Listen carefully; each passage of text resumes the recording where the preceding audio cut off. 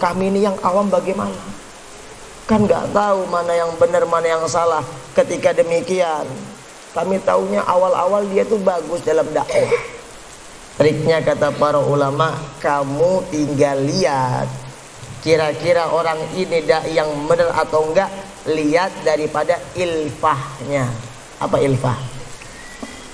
Teman yang selalu duduk nempel dekat sama dia. Siapa sih teman-teman dekat dia?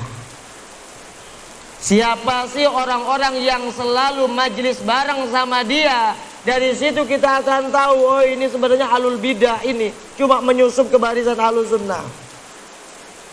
Makanya Imam Al-Auza'i rahimahullah mengatakan, tahu Imam Al-Auza'i, imam dari kalangan tabi'ut tabi'in. Beliau pernah mengatakan, man satara 'anna bid'atahu lam tukhfi 'alaina ilfatuhu. Orang bisa saja dia menyembunyikan bid'ahnya.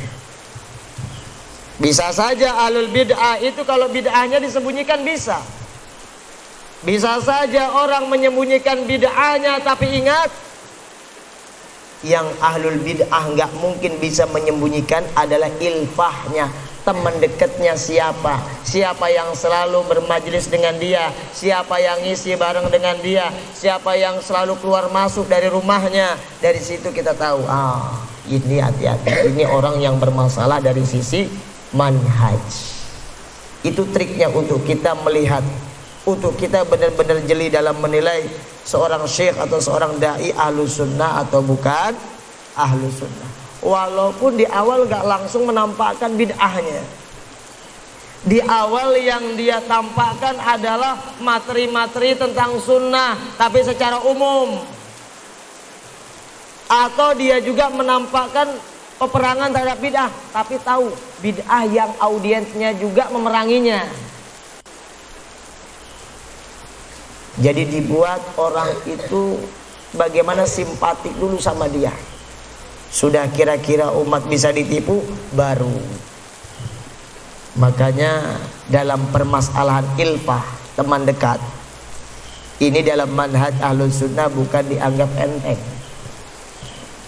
Di zaman dulu ada orang-orang yang dipuji. Di zaman salaf, oh si fulan ahlus sunnah, si fulan ahlus sunnah. Ditanya teman dekatnya, siapa teman dekatnya? Ilfahnya siapa? Orang-orang Qadariyah, idzan huwa qadari. Zaman dulu dicap demikian. Oh kalau gitu bukan ahlus sunnah, dia juga adalah orang Qadariyah. Karena perkara teman dekat ini perkara yang pasti bisa merusak. Hukum asalnya demikian. Karena sebelumnya kita sudah bahas ya, bagaimana sabda Rasulullah SAW, seseorang itu tergantung kepada agama teman dekatnya. Siapa yang hafal? Ubaidah, hafal gak hadisnya? Almar'u ala dini khalili falyanzur ahadukum man yukhalil. Ini bimbingan Nabi. Seseorang itu tergantung kepada agama teman dekatnya, maka hendaknya lah dia memperhatikan siapa teman dekatnya. Paham ini? Jadi bukan perkara remeh. Kalau ada orang hobi bermajlis atau duduk-duduk bersama dengan ahlul bid'ah,